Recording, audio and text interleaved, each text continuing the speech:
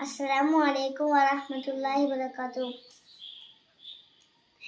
بسم الله الرحمن الرحيم. ألهاكم التكاثر حتى زرتم المقابر كلا سوف تعلمون ثم